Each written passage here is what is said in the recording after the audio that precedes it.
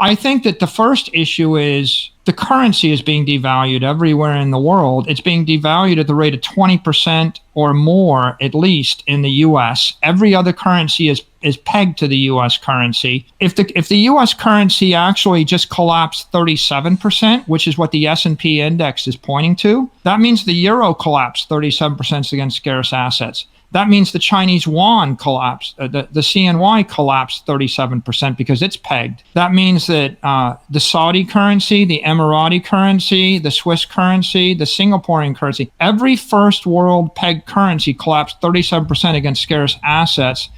Second and developing world collapsed 20% more. And the third tranche, the weak currencies, Zimbabwe, Venezuela, even Argentina, Syria, Iran, Lebanon, they're collapsing 80% against scarce assets. Now you got to ask the question, what if I don't want to own 100% Bitcoin? By the way, it's like people think it's risky to own Bitcoin because it's volatile. That's basically myopic thinking, because what you're doing is you're putting blinders on and you're fixating upon the volatility of Bitcoin instead of looking out.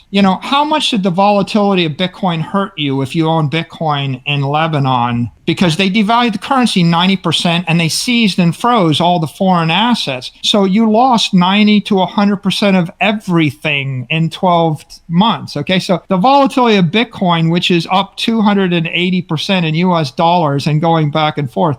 A friend of mine says, when there's blood on your collar, your dry cleaning is the least of your concerns.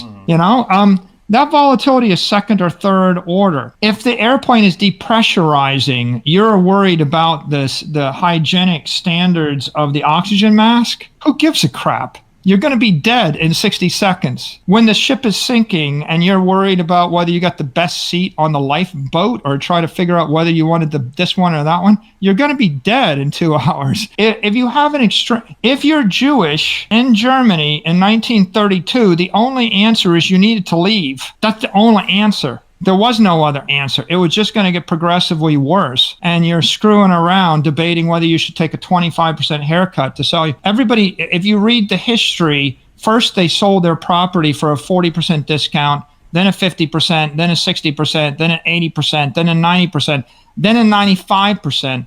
Then they lost everything. Then they had to pay a ransom to get out. And if you were lucky and you paid, a huge amount of money, that came from somewhere else, you might have got out. That's what happens when you have a collapse in a socioeconomic system. The summary is there's no diversification strategy that works in Venezuela, Benjamin. None. There's nothing that works other than you got to go orthogonal to the monetary system. Let's say in the U.S. we buy the notion that the dollar is collapsing 20 to 35% against scarce assets. And we can debate what it is, but it's at least the M2 money supply is 21% or something. The S&P is telling you that the money supply is, that the currency is collapsing 37%. That's what it's telling you based on history. If you don't want to own all Bitcoin, then my advice would be buy a bunch of residential real estate you're going to live in the rest of your life. Buy a beach house. So I buy a house I want to own the rest of my life because the Federal Reserve can't print that away. They're not going to take 37% of my house away each year. Then I buy scarce assets. You could buy collectibles. You could say, what is a good investment? Something that a wealthy person will want to buy from you in 10 years. Buy a franchise trophy asset. If you have an asset like maybe the Jets, maybe a sports team, if you have an asset which you think is going to hold its value and appeal for the affluent for a decade, regardless of what a politician might do, then you might want to hold that. Do you want to hold a building in New York? Well, your property rights can be impaired. The Supreme Court this week just ruled against eviction for non-paying tenants.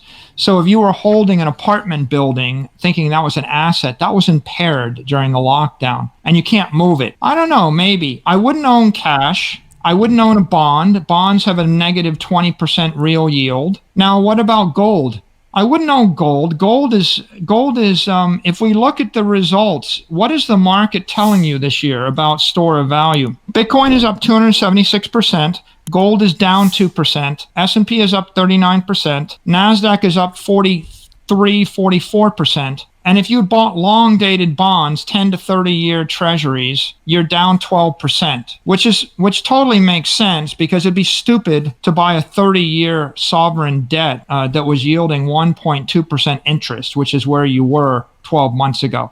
Should you buy Picassos, baseball cards, comic books? I mean, maybe buy a portfolio of rare art because wealthy people will probably want to buy the rare art off of you. What worked well? Single-family housing's up 25%, according to the headlines in the Wall Street Journal last week. 25%. Hampton's houses are up 50%. Luxury real estate, things that are highly desirable that people with money want, right? You want to buy. You would say Ethereum's up even more. Yeah, I mean, there's certainly small, you probably Tesla, meme stocks. You can find other things out the risk curve that have also performed well. So, I mean, you could look at those. My issue here is there's two existential macroeconomic questions you got to ask yourself. One, will a political activity impair the value of your capital? For example, will Amazon get unionized? Will Apple or Google get broken up? Will there be an antitrust action? Will it be positive and negative? Will China ban Apple from manufacturing iPhones? Will there be a tariff? Will your property get